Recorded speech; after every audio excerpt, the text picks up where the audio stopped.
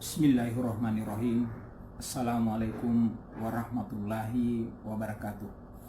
Alhamdulillahirabbil alamin wa bihi nasta'inu ala umuri dunya waddin. Asyhadu an la ilaha illallah wa asyhadu anna Muhammadan abduhu wa rasul.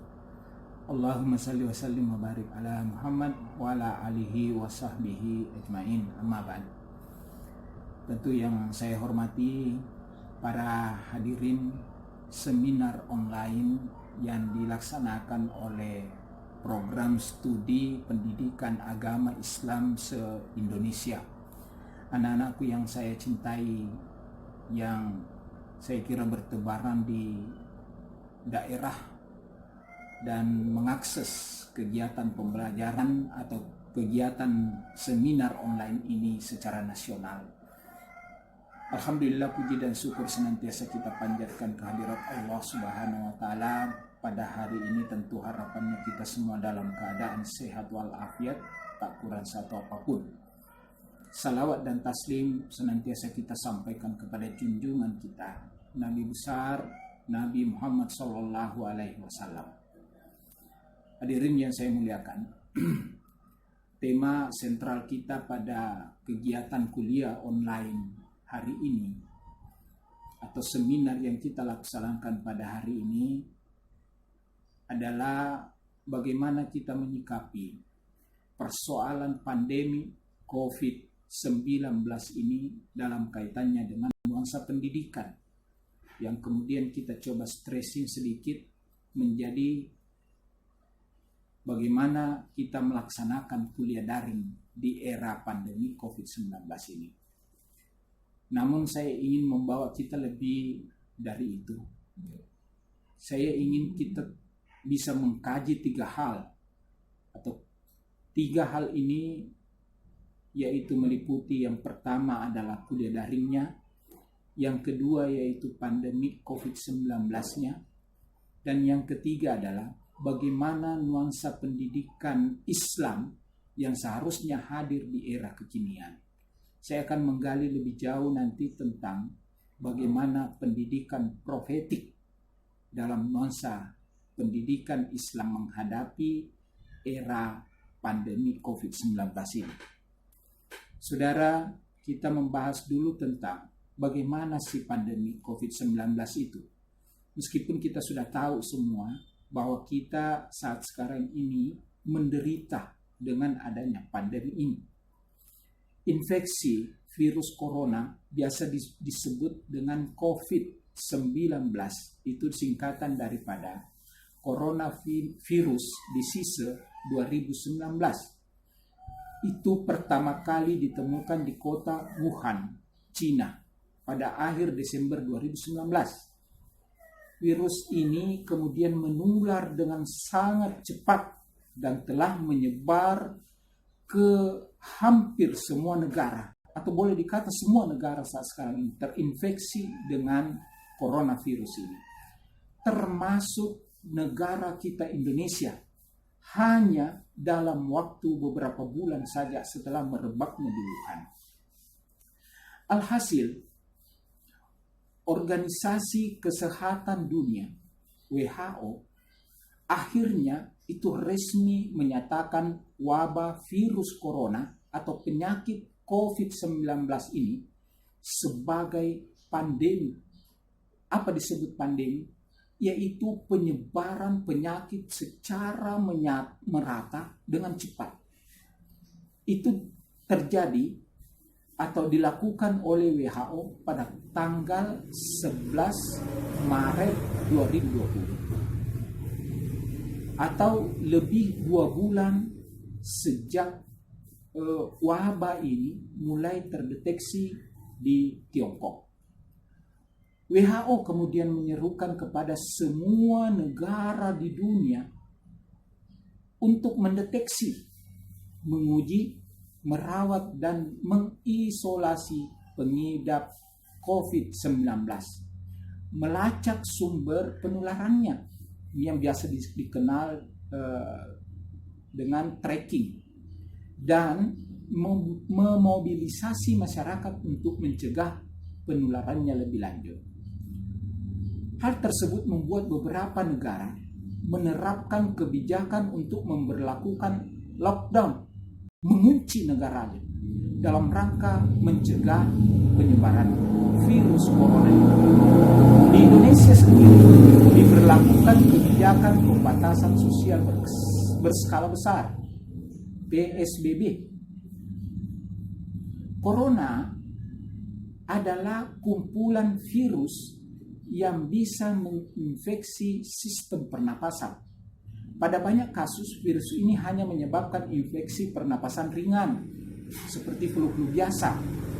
Namun harus diwaspadai, karena virus ini juga ternyata bisa menyebabkan infeksi pernapasan berat, seperti infeksi paru-paru. Biasa dalam dunia kedokteran disebut dengan pneumonia, dan ini sangat berbahaya. Virus ini sesungguhnya adalah merupakan perkembangan daripada virus-virus sebelumnya. Kita kenal dengan ada SARS-CoV-2, ada MERS, terus kemudian ada flu burung, terus kemudian ada H5N1. Masih merupakan perkembangan dari virus sebelumnya. Namun saya ingin tekankan bahwa ini bukanlah menjadi center point kita di dalam membahas tentang virus ini. Kita ingin lihat dampak daripada virus ini dalam perspektif pendidikan. Saudara, dalam perspektif pendidikan, ketika PSBB diberlakukan di negara kita, maka kita semua harus tinggal di rumah. Dosen mengajar harus di rumah, mahasiswa belajar juga harus di rumah. Maka kemudian teknik pembelajaran atau metode pembelajaran yang harus dilakukan yaitu dengan daring, pembelajaran online. Meskipun sebelumnya sebenarnya pembelajaran online ini sudah kita kenal, bahkan di IAIN Parepare sendiri itu sudah dikenal sejak tahun 2013, berkembang tahun 2015, dan kemudian lebih dikembangkan lagi pada tahun-tahun sesudahnya, bahkan sampai sekarang. Itu yang biasa disebut dengan pembelajaran e-learning, dan saya sudah menerapkannya dalam proses pembelajaran kita itu sejak tahun 2015. Pembelajaran ini dilakukan dengan jarak jauh. Apa yang ada di dalam pembelajaran ini?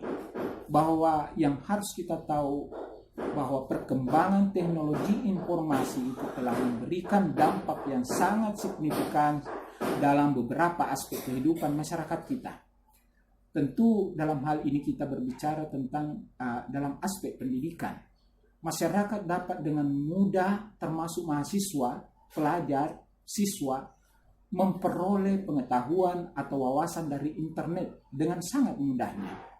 Banyak sumber yang tersebar di internet memungkinkan masyarakat dapat mengaksesnya melalui smartphone ataupun gadget, atau juga menggunakan laptop yang ada. Dan kini Indonesia dihadapkan dengan tantangan era revolusi industri. Tahun kemarin itu masih 4.0, sekarang sudah masuk kepada tahap revolusi industri 5.0. Tak hanya sektor ekonomi, sosial, dan teknologi, namun ini merambah juga kepada sektor pendidikan. Mau tidak mau, kita berada pada era ini harus beradaptasi. Mungkin banyak keluhan, Pak, internet begini, tidak ada kuota, terus kemudian jaringan tidak ada. Bisa jadi, tapi ini akan menjadi bahan evaluasi untuk kita kembangkan ke depan dan nanti akan kita diskusikan. Perkembangan itu mulai dimanfaatkan oleh beberapa perguruan tinggi di Indonesia dalam penyelenggaraan program pendidikannya. Program tersebut dikenal dengan nama kuliah daring. Nah, ini yang sudah biasa kita lakukan ya. Atau sistem pembelajaran e-learning. Kuliah daring itu sendiri dapat dipahami sebagai pendidikan formal. Jadi bukan informal, bukan non-formal. Walaupun saat sekarang ini, karena adanya pandemi COVID-19 ini, pendidikan formal itu harus dibawa ke dalam pendidikan informal, pendidikan di dalam keluarga. Nanti kita akan kaji lebih jauh bagaimana peran keluarga di dalam proses pendidikan. Nah, itu terkait dengan paradigma pendidikan profetik yang memang dianjurkan nanti oleh Rasul. Ada 3 tadi poin penting. Nah, selanjutnya kelebihan daripada kuliah daring saat sekarang ini, siapa saja, pertanyaannya siapa saja yang mengikuti perkuliahan daring? Tentu seluruh lapisan masyarakat Indonesia, siswa, mahasiswa, pelajar, dan lain sebagainya, di mana saja di Indonesia ini dapat mengikuti program ini.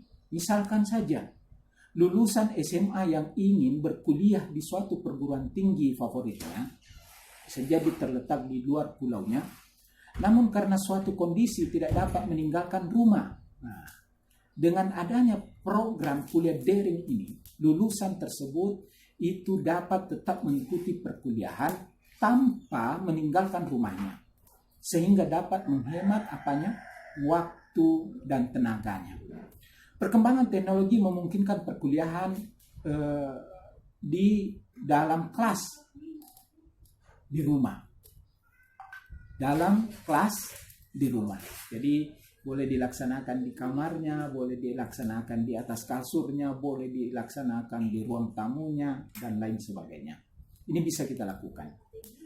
Yang terjadi adalah komunikasi 2 arah pada program kuliah daring ini, antara dosen dengan mahasiswa atau para mahasiswanya yang tersebar di pelosok-pelosok atau yang juga mungkin ada di perkotaan.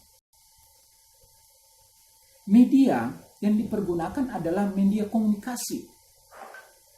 Media komunikasi inilah yang memungkinkan dosen itu memberikan perkuliahan secara langsung. Melalui apa? Melalui tatap muka langsung, video conference. Di e-learning yang kita pergunakan itu sudah include di dalamnya. Meskipun ada juga banyak yang menggunakan media video conference yang lain, misalnya Zoom atau meeting.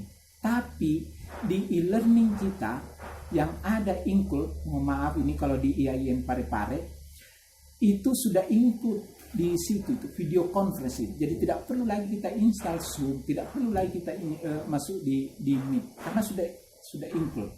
Bahkan penilaian antar sesama di dalam media pembelajaran itu sudah ada. Mahasiswa dapat memutar kembali video atau rekaman video yang dilakukan, baik yang dilakukan oleh dosennya maupun yang dilakukan oleh mahasiswa, teman mahasiswanya. Mahasiswa yang mengikuti program kuliah daring ini dapat lebih menghemat waktu dan tenaga, sehingga waktu dan tenaga yang tersisa itu dapat digunakan untuk hal-hal lainnya di luar jam perkuliahan. Misalnya saja, mahasiswa itu dapat digunakan untuk bekerja sampingan misalnya, atau bisa juga melakukan bisnis. Sekarang banyak bisnis-bisnis online yang dilakukan oleh mahasiswa kita. Hal tersebut dapat dilakukan karena pada dasarnya masa-masa perkuliahan itu tidak lagi berpatokan pada jam waktu kuliah. Boleh kita lakukan perkuliahan di luar jam kuliah. Walaupun saya kira banyak yang dikeluhkan karena terkadang banyak dosen yang memindahkan di hari libur. Yang pada dasarnya ya seharusnya kita jangan mengadakan perkuliahan di hari libur. Tetap perkuliahan di hari kerja.